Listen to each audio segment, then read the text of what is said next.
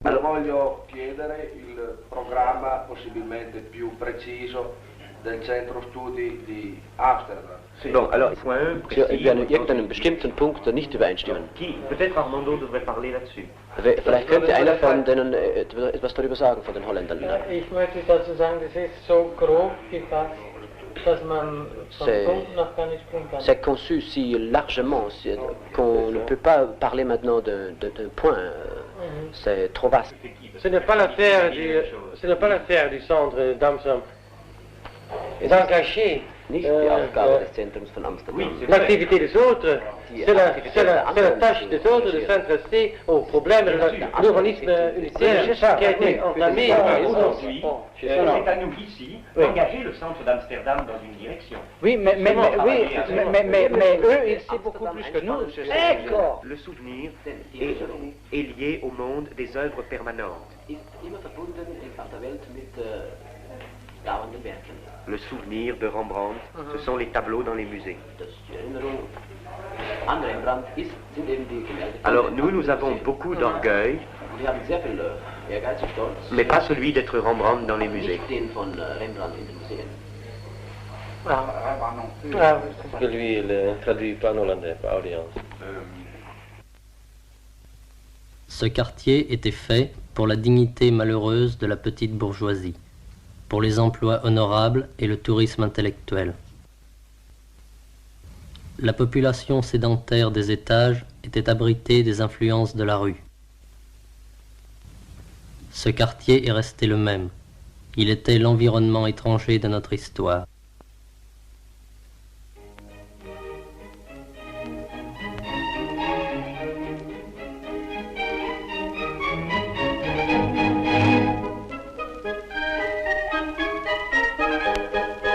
Ici était mis en acte le doute systématique à l'égard de tous les divertissements et travaux d'une société, une critique globale de son idée du bonheur. Ces gens méprisaient aussi la prétendue profondeur subjective. Ils ne s'intéressaient à rien qu'à une expression suffisante d'eux-mêmes, concrètement.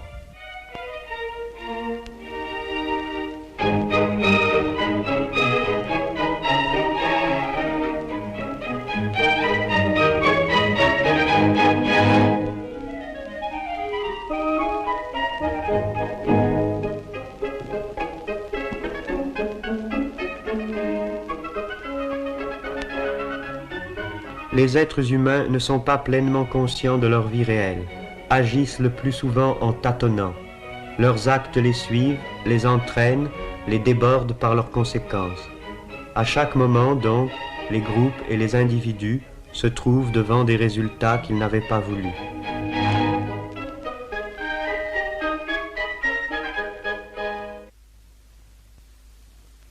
Ils disaient que l'oubli était leur passion dominante. Ils voulaient tout réinventer chaque jour, se rendre maîtres et possesseurs de leur propre vie. Tout comme on n'apprécie pas la valeur d'un homme selon la conception qu'il a de lui-même, on ne peut pas apprécier de telles époques de transformation selon la conscience qu'en a l'époque. Bien au contraire, on doit expliquer la conscience à l'aide des contradictions de la vie matérielle, à l'aide du conflit qui existe entre les forces de production sociale et les conditions sociales. L'élargissement de la vie quotidienne n'avait pas encore suivi les progrès atteints dans la domination de la nature. La jeunesse s'écoulait entre les divers contrôles de la résignation. Notre objectif a saisi pour vous quelques aspects d'une micro-société provisoire. La connaissance des faits empiriques reste abstraite et superficielle tant qu'elle n'a pas été concrétisée par son intégration à l'ensemble qui, seul, permet de dépasser le problème partiel et abstrait pour arriver à son essence concrète et implicitement à sa signification. Ce groupe était en marge de l'économie. Il tendait à un rôle de pure consommation et d'abord de consommation libre de son temps. Il se trouvait ainsi directement occupé des variations qualitatives du quotidien, mais dépourvu de tout moyen d'intervention sur elles. L'aire de déplacement de ce groupe était très réduite. Les mêmes heures ramenaient aux mêmes endroits. Personne ne voulait dormir tôt. La discussion sur le sens de tout cela continuait. Notre vie est un voyage dans l'hiver et dans la nuit. Nous cherchons notre passage. La littérature abandonnée exerçait tout de même une action retardatrice au niveau de quelques formulations affectives. Il y avait la fatigue et le froid du matin dans ce labyrinthe tant parcouru comme une énigme que nous devions résoudre. C'était une réalité en trompe-l'œil à partir de laquelle il fallait découvrir la richesse possible de la réalité. Au bord de la rivière recommençaient le soir et les caresses et l'importance d'un monde sans importance. Comme les yeux regardent beaucoup de choses confusément et n'en peuvent voir distinctement qu'une, de même la volonté peut imparfaitement tendre à divers objets et ne peut parfaitement en aimer qu'un à la fois.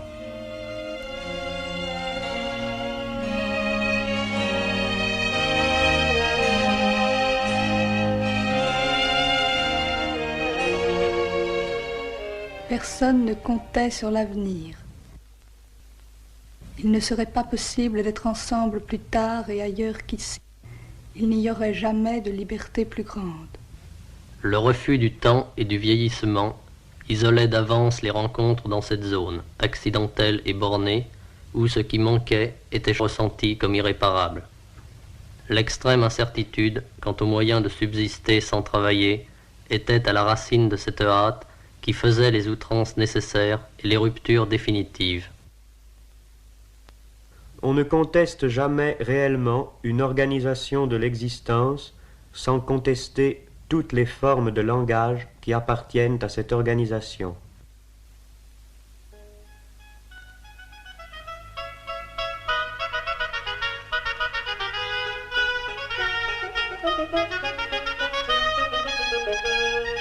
Quand elle s'exerce dans un circuit fermé, la liberté se dégrade en rêve, devient simple représentation d'elle-même.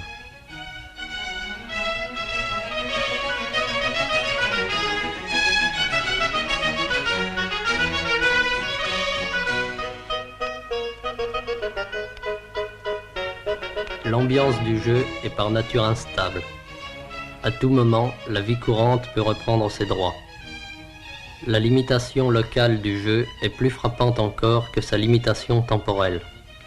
Tout jeu se déroule dans les contours de son domaine spatial. Autour du quartier, autour de son immobilité fuyante et menacée, s'étendait une ville à demi connue, où les gens ne se rencontraient que par hasard, s'égaraient sans retour. Les filles qui se trouvaient là, parce que jusqu'à l'âge de 18 ans, leur famille disposait légalement d'elles, étaient fréquemment ressaisies par les défenseurs de cette détestable institution. Elles étaient couramment enfermées sous la garde de ces êtres qui, entre tous les mauvais produits d'une mauvaise société, apparaissent les plus laids et les plus répugnants des religieuses. Ce qui, le plus souvent, permet de comprendre les documentaires, c'est la limitation arbitraire de leur sujet. Ils décrivent l'atomisation des fonctions sociales et l'isolement de leurs produits. On peut, au contraire, envisager toute la complexité d'un moment qui ne se résout pas dans un travail, dont le mouvement contient indissolublement des faits et des valeurs, et dont le sens n'apparaît pas encore. La matière du documentaire serait alors cette totalité confuse. L'époque était parvenue à un niveau de connaissances et de moyens techniques qui rendait possible et de plus en plus nécessaire une construction directe de tous les aspects d'une existence affective et pratique libérée. L'apparition de ces moyens d'action supérieurs, encore inemployés à cause des retards survenus dans la liquidation de l'économie marchande, avait déjà condamné l'activité esthétique, dépassée quant aux ambitions et quant au pouvoir. Le dépérissement de l'art et aussi bien de toutes les valeurs des anciennes conduites avait formé notre base sociologique. Le monopole de la classe dominante sur les instruments qu'il nous fallait contrôler pour réaliser l'art collectif de notre temps, nous avait placés en dehors même d'une production culturelle officiellement consacrée à l'illustration et à la répétition du passé. Un film d'art sur cette génération ne sera qu'un film sur l'absence de ses œuvres. Les autres suivaient sans y penser les chemins appris une fois pour toutes vers leur travail et leur maison, vers leur avenir prévisible. Pour eux déjà, le devoir était devenu une habitude et l'habitude un devoir. Ils ne voyaient pas l'insuffisance de leur ville, ils croyaient naturelle l'insuffisance de leur vie. Nous voulions sortir de ce conditionnement à la recherche d'un autre emploi du paysage urbain, de passions nouvelles.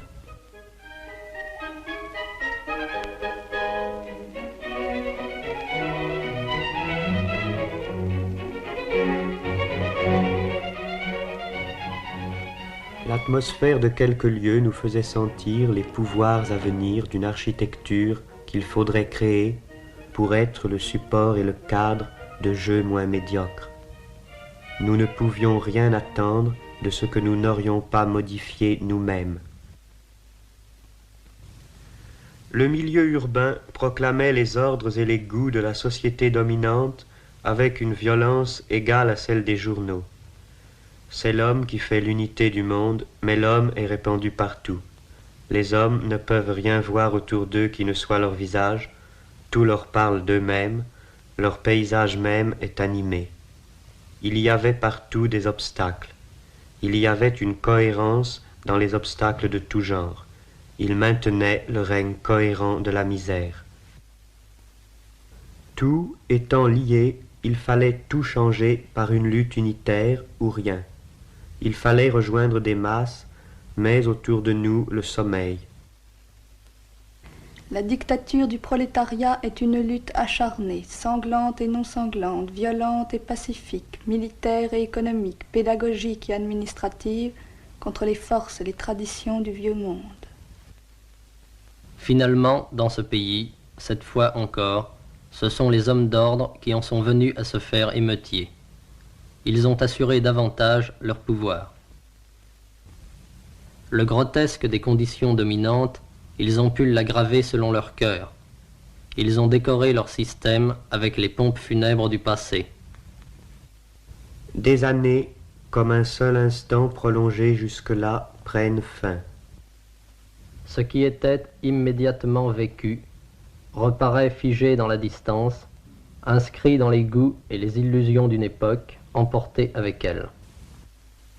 L'apparition d'événements que nous n'avons pas faits, que d'autres ont fait contre nous, nous oblige à mesurer désormais le passage du temps, ses résultats, la transformation de nos propres désirs en événements. Ce qui différencie le passé du présent est précisément son objectivité hors d'atteinte. Il n'y a plus de devoir-être. L'être est à ce point consommé qu'il a perdu l'existence. Les détails sont déjà perdus dans la poussière du temps, laquelle avait peur de la vie, avait peur de la nuit, avait peur d'être prise, avait peur d'être gardée. Ce qui doit être aboli continue, et notre usure continue avec. On nous abîme, on nous sépare. Les années passent et nous n'avons rien changé.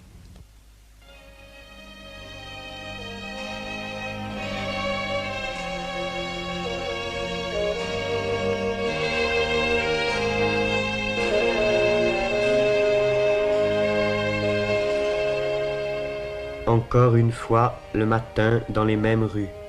Encore une fois, la fatigue de tant de nuits pareillement traversées. C'est une marche qui a beaucoup duré. Vraiment difficile de boire davantage. Évidemment, on peut à l'occasion en faire un film. Cependant, même au cas où ce film réussirait à être aussi fondamentalement incohérent et insatisfaisant que la réalité dont il traite, il ne sera jamais qu'une reconstitution, pauvre et fausse comme ce travelling manqué. Il y a maintenant des gens qui se flattent d'être auteurs de films, comme on l'était de romans. Leur retard sur les romanciers c'est d'ignorer la décomposition et l'épuisement de l'expression individuelle dans notre temps, la fin des arts de la passivité. On entend louer leur sincérité puisqu'ils mettent en scène, avec plus de profondeur personnelle, les conventions dont ils sont faits. On entend parler de libération du cinéma, mais que nous importe la libération d'un art de plus, à travers lequel Pierre, Jacques ou François pourront exprimer joyeusement leurs sentiments d'esclaves. L'unique entreprise intéressante, c'est la libération de la vie quotidienne, pas seulement dans les perspectives de l'histoire, mais pour nous et tout de suite. Ceci passe par le dépérissement des formes aliénées de la communication.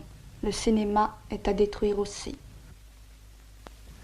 En dernière analyse, ce n'est ni le talent, ni l'absence de talent, ni même l'industrie cinématographique ou la publicité, c'est le besoin qu'on a d'elle qui crée la star.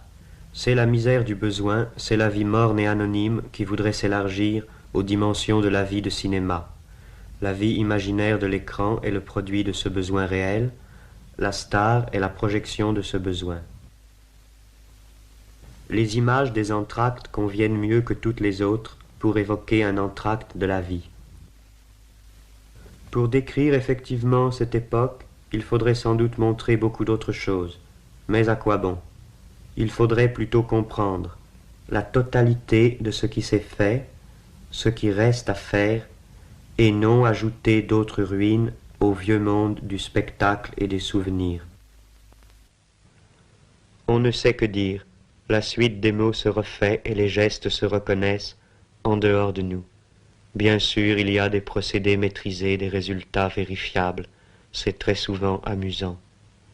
Mais tant de choses que l'on voulait n'ont pas été atteintes, ou partiellement, et pas comme on le croyait.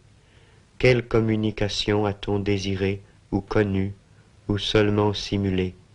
Quel projet véritable a été perdu?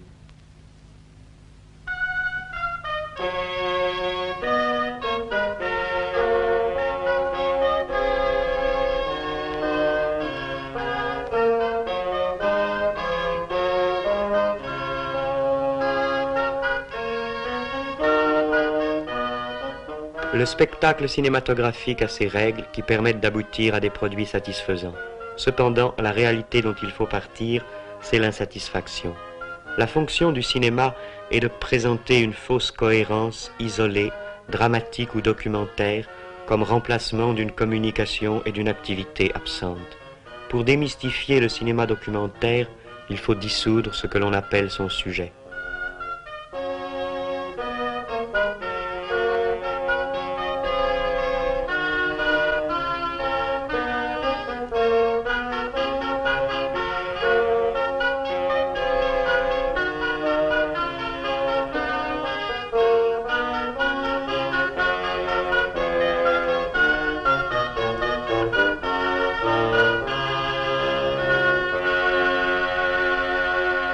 Une recette bien établie fait savoir que dans un film, tout ce qui est dit autrement que par l'image doit être répété, sinon le sens en échappera au spectateur.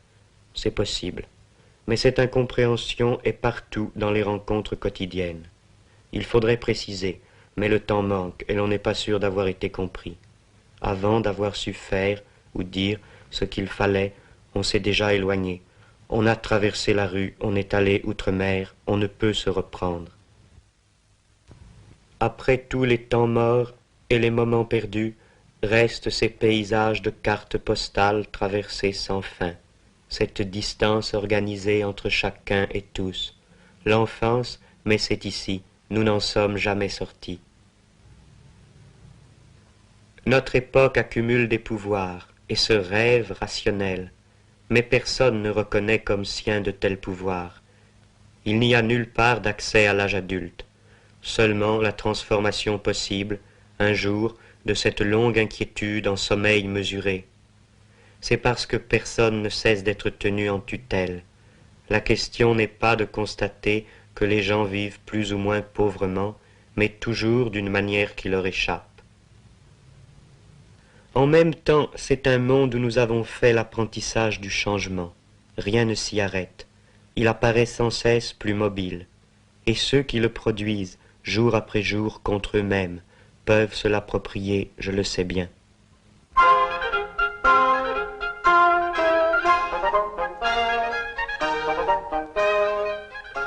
La seule aventure, disions-nous, c'est contester la totalité, dont le centre est cette façon de vivre, où nous pouvons faire l'essai mais non l'emploi de notre force. Finalement, aucune aventure ne se constitue directement pour nous. Elle participe d'abord, en tant qu'aventure, de l'ensemble des légendes transmises, par le cinéma ou autrement, de toute la pacotille spectaculaire de l'histoire.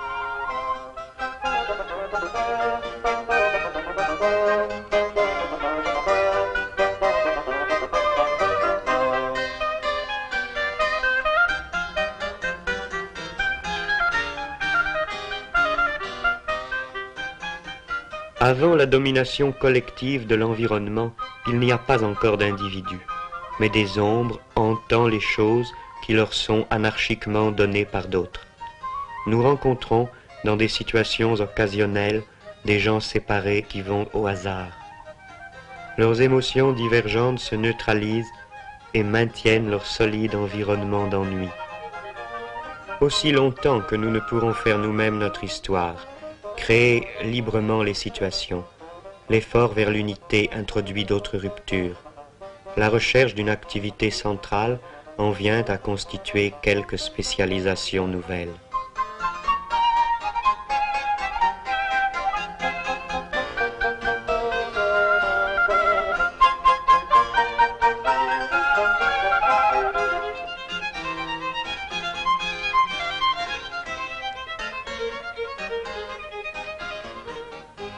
Et quelques rencontres seules furent comme des signaux venus d'une vie plus intense qui n'a pas été vraiment trouvée.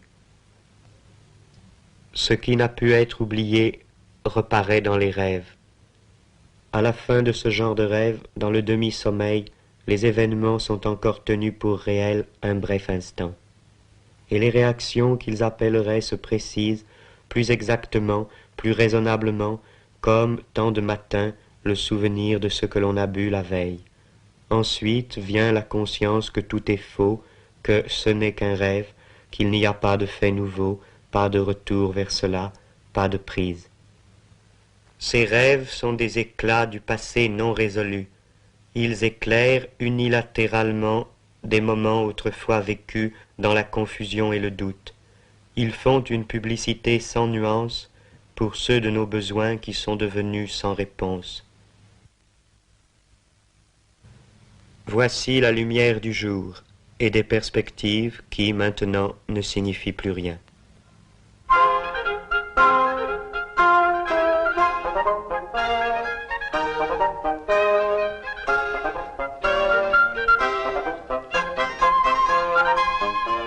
Les secteurs d'une ville sont à un certain niveau lisibles, mais le sens qu'ils ont eu pour nous, personnellement, est intransmissible, comme toute cette clandestinité de la vie privée, sur laquelle on ne possède jamais que des documents dérisoires. L'information officielle est ailleurs. La société se renvoie sa propre image historique seulement comme l'histoire superficielle et statique de ses dirigeants, ceux qui incarnent la fatalité extérieure de ce qui se fait. Le secteur des dirigeants est celui-là même du spectacle. Le cinéma leur va bien. D'ailleurs, le cinéma propose partout des conduites exemplaires, fait des héros, sur le même vieux modèle que ceux-ci, avec tout ce qu'ils touchent. Pourtant, tout équilibre existant est remis en question chaque fois que des hommes inconnus essaient de vivre autrement. Mais toujours ce fut au loin. On l'apprend par les journaux, par les actualités. On reste à l'extérieur de ceci, comme devant un spectacle de plus. Nous en sommes séparés par notre propre non-intervention. C'est assez décevant quant à nous-mêmes. À quel moment le choix a-t-il tardé? Quand l'occasion a-t-elle été manquée? Nous n'avons pas trouvé les armes qu'il fallait, nous avons laissé faire. J'ai laissé faire le temps, j'ai laissé perdre ce qu'il fallait défendre.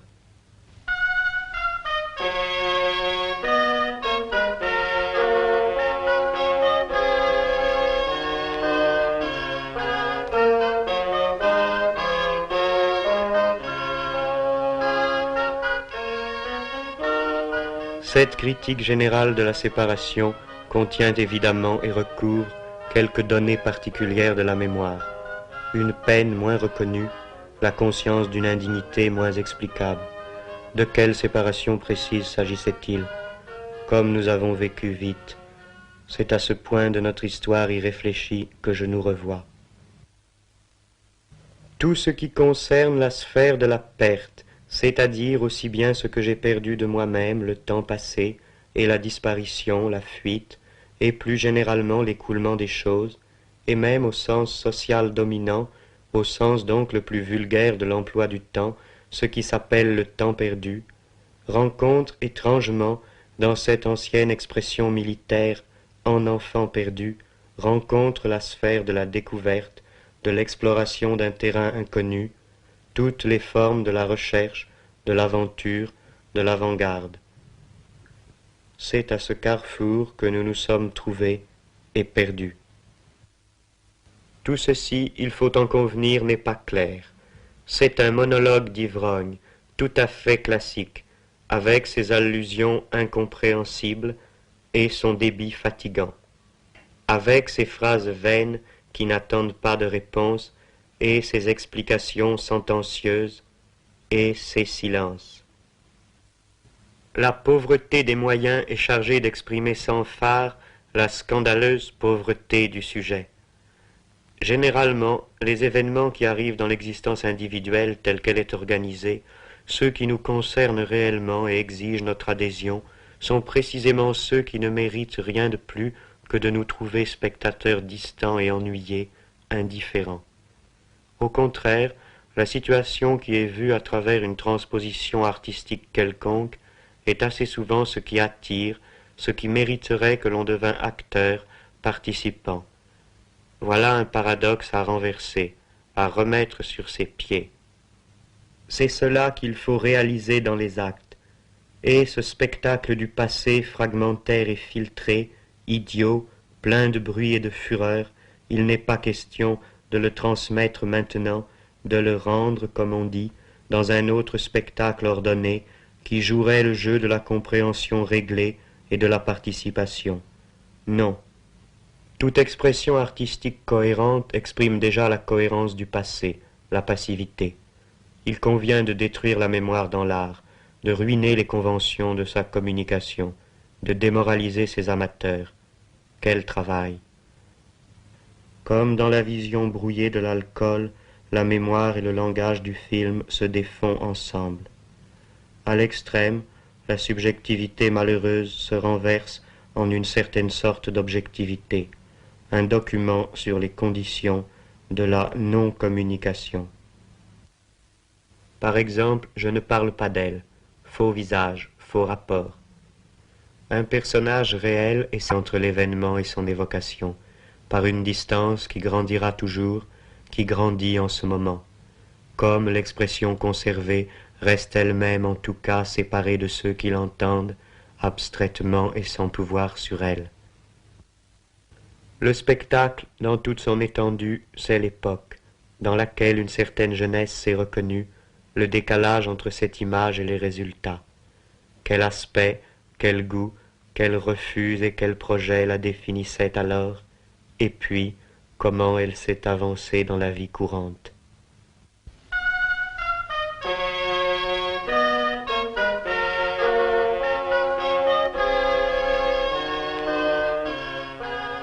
On n'a rien inventé, on s'adapte avec quelques nuances dans le réseau des parcours possibles. On s'habitue, semble-t-il.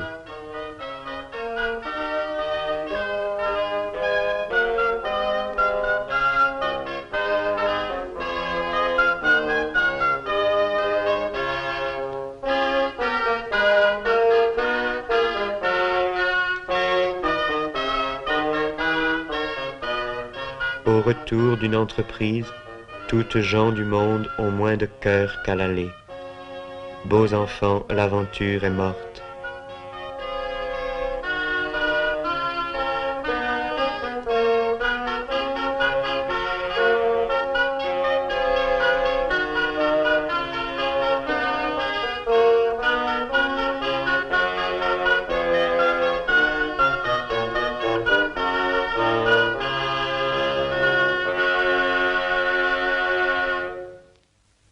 Qui résistera?